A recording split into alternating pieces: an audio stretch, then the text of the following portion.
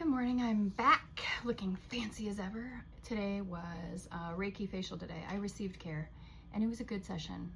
There's been a lot of movement and a lot of us are feeling it. Things are being stirred up and brought to our awareness so we can decide if we want to stay or if we want to go. Should I stay or should I go now? And I'm not talking about like leaving a situation, but stay in the place wherever you were, wherever you are. There's a lot of growth happening, you know. There's another parallel with this chicken story going on my Instagram. I share some of the farm stuff too. Sometimes I'll share to one or the other or all or one or two. It takes so long to upload, so maybe just check them all. The broody hen decided to lay on some eggs, and she sat there every single day without abandon, and she was dedicated and she was loyal and she took her job very seriously and she was so loving and so doting. And here we go, we have the two worlds, and she really wanted to be a mother. And when the 21 or 22 days was up, she jumped off the nest for the first time, and I thought, oh, she knows, isn't nature so wise? Well, it was still blocked off, and I was thought, let's just make sure none of these eggs decided to come alive, you know, in the night or whatever. Well, I went back to close down the door and the light, and she went back on the nest. And she's been there ever since. So it's been about a week that she's been on this nest, and I thought, well, maybe she knows something I don't. Maybe some of them are peeping. And nothing ever happened, and it's just getting stinkier and stinkier. Those eggs are rotten. So I posted a whole video series on following this hen, and the eggs that she had just didn't hatch. They didn't come to fruition. They didn't come to life. And, you know, everything is energy, and the stories from the farm are applicable to other areas in life, right? Sometimes it's nice to know and get clarity on when it's time to ditch a project, like leave something in the past, move on to move forward. And sometimes it's hard to know. Sometimes it's hard to know what the right decision is. And, you know, she second-guessed herself, but she also just wanted to make sure. I don't see anything wrong with that. You know, I tend to be a more cautious person by nature, always have been, oldest child kind of thing. And I don't mind that she hopped back on the nest to make sure, you know. So maybe some of you guys are doing another circle back with Mercury in retrograde. And we, you know, with the two worlds here, 1 foot in and 1 foot out, but kind of knowing that you're ready to make a change or that something needs to change. Maybe you don't know what needs to change, but something needs to change. And a lot of us are in that place, you know. And a lot of us are in a healing time of things that are ready to go are shaking loose, and you can't even stand that part of yourself anymore. Like, that's gotta go, I gotta change, I gotta do this, I gotta go get to the gym, eat better, you know, whatever. So in one foot and out the other, the two worlds is reversed. You're no longer feeling stuck, you're getting motion. The Buddha prepares, reversed. When the Buddha's upright, that means, you know, you're healing, you're meditating, you're studying, you're learning, you're preparing, you're getting ready. But it's reversed, you're ready. You know, you're no longer in one and the other, you know. And then we have the Master Artisan, and this talks about you're not the student, you're the teacher. Although I feel like we're always both the student and the teacher. That's just my philosophy for myself. But this is to tell you how far you've come, and you're ready. You're ready. You're ready. You're ready. 3 times ready. And it shows. And it shows. Okay. So the other thing that happened this morning, I was in the chicken coop, you know, checking on everybody, letting everybody out, feeding and watering, and I found a secret nest. So I don't know if you guys follow me, you'll see that I'll be like, secret nest. There's one coming up right after this or before this, however order I post things on. And the one, there have been chickens that have been jumping over the barrier. So I don't want them getting into the outside of the chicken coop area because they poop all over and knock everything down and just get into everything. It's like a bunch of toddlers get loose in your house. And they got inside a small dog kennel, and I found about 8 eggs. So whenever I find a secret nest, that means pleasant surprise, something good is coming. And the first card out of the deck, like these cards were as we were talking, but when I pulled the cards as what the topic's going to be, the first card out of the deck was abundance and celebration. So there is something coming, that there's something happening, and I feel like it's happening inside of you. I know that's cheesy, but I have a high cheese factor. Keep watching, you'll see. Listen, this work is real and it matters. Sometimes I wish we could record, you know, my sessions with Yvette and even some of the sessions in here, so everybody can witness the miracles that happen when we show up for ourselves. And sometimes that's all we have to do. You know, it's not about running a marathon. It's not about all the discipline in the world. It's not all about going without, or, you know, all these rigid routines and sometimes it's just showing up for yourself. You know, you would do that for a friend. You would do that with a friend. You know, if a friend was really going through something, you know, well, I don't have any money to give you, or I don't have any, you know, I can't really, but I can be here right now. I can listen and I can be with you, and we can go for a walk, or we could spend time together, and I can care, but I can't really do it for you or do anything for you. Well, many of us are doing that for ourselves, showing up for ourselves, and it shows. And this abundance and this celebration, are some of us having money coming in? Hell yeah. And it's going to be jumping for joy kind of money. And guess what else is valuable? You know, I just got an ache inside of my right breast. That's heart. That's heart. And it's the masculine side of the heart space. Okay. So, if there is an ache there could be movement, there could be opening, there could be growth, there could be surrender and release. So, that is of value. Healing, heart energy, love, you know, love could be coming in. What else is of value? You know, time, treasure, nature, you know, whatever it is of value to you, that's what abundance stands for, you know. I'm feeling very abundant right now because I have had a lot of release and a lot of movement even this weekend, up to this weekend, and I just had care. I had a facial, I had care, I had Reiki. That's receiving. That's receiving. So I feel full. I feel full. I feel like my energy is all here. I'm home in my body, and I'm present. I'm not worrying about bills. I'm not worrying about my broody chicken. I'm right here. I'm right here with you. I'm right here with myself. That's an abundant feeling. That's an abundant feeling when you feel all of you're taking up all of your space, and it's coming out of you into the four corners of the room. And that's an abundant feeling. So when you're having that abundant home in your body feeling, you tend to feel like a sort of peace and a settled feeling, you know? And that is when you're the most attractive. Now, does that mean hot or good looking? Probably. You probably look real good when you're relaxed and you're content and you're feeling good. Everybody looks better when they're feeling better, right? But what else attracts? Magnets attract. They can't not attract unless they're wrong sides. But that's when we're the most attractive, when we're all the way home in our body and we're not worrying, we're not longing, we're not forcing, we're not commanding, demanding. When we're home in our body and we're completely settled and we're taking up all of our space and we're feeling safe doing that. So because of the work and the movement that you've been doing, even when it's uncomfortable, even when you're not sure what's happening, what am I doing, you know, kind of like the broody hen. She never had a nest before. She felt a calling. So she started sitting on those eggs. And this mothering instinct kicked in. I'm going to care for these eggs, and I'm going to have these babies. I'm going to walk all around the yard with them, whatever she's going to do with them. But when they didn't come, you can see she's searching. She's searching everywhere, like, what happened to my dream? What happened to my plans? What happened? Well, they fell through. There wasn't enough energy to support it. You know, those eggs weren't fertilized. So if you had something not come through for you, just a little seed that maybe it wasn't fertilized, maybe it didn't have a strong foundation, maybe someone else is supposed to do it. You know, maybe there's something else coming in that you're supposed to do instead. But that contentment when you're home in your body and you're feeling safe in your world and you're taking up all of your space, you kind of nod and you could say, maybe you got mad first. Usually anger comes first, you know, like, why hasn't it come in? You know, whether it's love, whether it's money, whether it's a project, whatever. Usually you have that anger first, but then you have the acceptance, like, I can see now.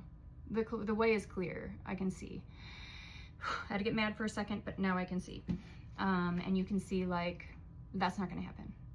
You know, some of you, this is a breakup and finding acceptance that it is really over, like, no matter what you do, she's not coming back. Or he.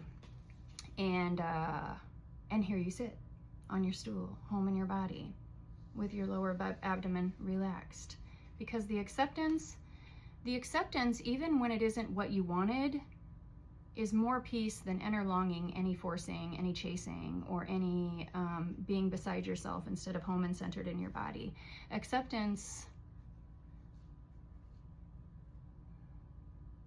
is maybe one of the highest forms of peace, because you understand, you at least understand, you know, but then you know what you're working with.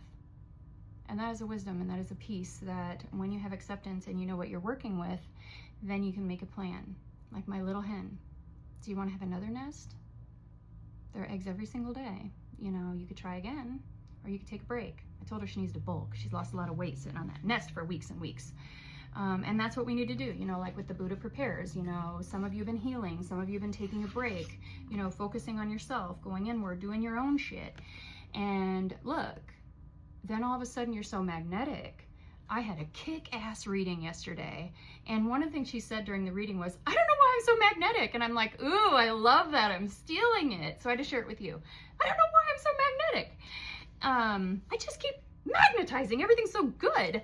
You know, can't we all feel like that and think like that? But when you're at peace, when you find that zen, when you find that centered, you know, like home in your body, acceptance, like, okay, I know it's not working, so we can scrap that. That nest is bad. Those eggs are rotten. Nothing's coming from those eggs except stank. And sometimes those are relationships too. You know what I mean? Like, okay, what are we all getting out of this anymore? You know, relationships with ourselves and our old patterns, relationships with bosses, co-workers, a job, a profession, a career path, relationships with our finances and dysfunction there, relationship with our kids, our family. There are all different ways to be in relationships that get the stank, and you got to make a change. You know, either, you know, I got to change something. So I love today's reading. I love it. It's long and it's in one part. It ties in with everything going around in my nature, my farm, and things like that. And, you know, it was hard for me to be the bad cop for her. It was hard for me. And have you ever been in this situation where you had to tell a friend or be the bad cop? You know, like maybe you're the one that had to end the relationship. You know, you love the person, but it's not going anywhere. No one's going into the future like this, you know. And one person usually has to be the strong one. And even if you're going to have some stank after, you know, like some pushback, and, you know, this person isn't accepting this or whatever, and you got to, you know, you're going to deal with this and see it through all the way till the end. That can be a tricky one, ending romantic relationships when one wants to let go and the other doesn't, even though deep down they both know no one was, that wasn't in a healthy place or whatever. And the master artisan also showing how much you learned. Like, I know better. Like, I know when that acceptance hits, you're not going back. They always say, like, when a woman's done, they're done, because they're going to give a lot of chances. They're going to go a lot of rounds. They're going to get a lot of lessons, but men do it too. But when we're done, we're done. When we're ready, we're ready. And that's that acceptance. Like, I know step one is we both need to, you know, whatever. So main topic of this isn't, so I don't know why they're really honing in. There's Caught in the Ruins and Winged Messengers. Oh my gosh, of course. Because I had to be the winged messenger to that hen. I had to take her off the nest. She was going to starve on there. If I didn't intervene, I probably would have had a dead chicken within a couple days. She's really thin. And same, when a relationship has to end, when sometimes you have to be the bad cop with yourself and intervene into your own dysfunction, you know, into what, you know, insanity, like we're doing the same thing over and over again. When we're looping, when we're repeating patterns, and as soon as we catch on and we know, you can't unknow it. You can't unknow it. You got to be the bad cop for yourself and be like, okay, all right, what can I change? And it's almost like as soon as you get the light bulb, and which is your heart, and you get back to your heart, because remember, all of the messages come through your heart. So if your heart's closed off, if it's shrunk down, if it's shriveled up, if it's dried up, if it's rock hard, if it's barbed wired, if it's too protected, you can't get your flow and your messages and your direction. We need the heart for everything. Everything. I got another heart story for you guys later. And that's when the abundance comes in. When you honor your freaking heart. Something's wrong here. Something's off. These eggs aren't hatching. In fact, they're all rotten. I don't know, you guys. It's been a really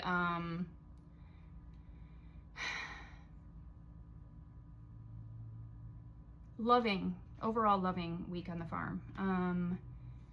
As I've been walking with this hen together, and the kittens, a lot has been moving, you know. I've been finding things, and things have been clearing the way. My barn has somehow got all picked up, and I've been trying to get to that for months. Well, years really, because I'd get picked up and then it all end up back, you know. And that's okay, you know, like circling back, making sure, getting back on the nest, like really, or nothing's gonna hatch here, you know. We do have to circle and loop around until we really get it all the way. If that makes sense. And I know many of you guys, you felt these shifts, you felt these kind of shifts, you felt these kind of growths. So, in this case, you know, this is kind of, you know, gosh, the hawk always brings the bad news first, and then the dove explains why it had to happen, you know, like say you have this big breakup. Oh, I'm so devastated and heartbroken and it's over and I don't want it to be over and all those things. And then you go through the broody hen thing, you know, how she attacked the cat and took it out on him. Probably your fault, fucker. And as for you, she had to get mad. She had to retaliate. She had to do something with all these emotions. She had to go through these processes. And then here comes the dove after she calms down, and she's starting to have fun with her friends again. She's taking some classes. She's going to yoga, doing her thing. She's back to herself, new and improved, because remember, she had the lesson from the experience too. And here comes the dove, like, no, do you want to go back? What? I've come so far, I'm so healed, like that's over, you know? And the dove says, see, we had to get you out of there so you could remember who the fuck you are and what you're supposed to do. And oh yeah, interested in this? I'm so happy for you guys. I'm happy for all of us. Because, and even Archangel Michael's reversed here with, I shuffled the shit out of those, and we have had those almost same exact lineup of cards a couple times here in the readings. Not Archangel Michael, I said Michael, and I'm looking at Gabriel. That's my son's name. And I like the Gabriel card. Look, it's like he's swooping in like the dove. Look at the dove. Gabriel is the messenger of Christ. He's communication. So he's saying, you were really stuck there. We had to get you out of there. You know, dude, we had to get you out of there. There had to be a rescue mission. You wouldn't have gone. It was too comfortable. You didn't want to face, you know, like the hen. She wouldn't have gotten off that nest. She didn't want to admit there were no babies coming. You know, you wouldn't have left unless we helped and intervened. So kind of like when people get fired from a job, or, you know, the breakup thing, and, you know, like things that are broad heartbreaks, you know what I mean? And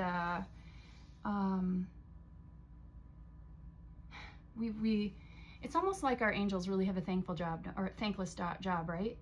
Like we're just like, gosh, why'd this happen? Why'd this happen? Why'd this have to happen? And the angels are just like up there going, just trust me. Just trust me. And then while we're throwing our fit and carrying on and kicking and spitting and crying and overeating and getting heartburn, this offer comes in and we're like, oh,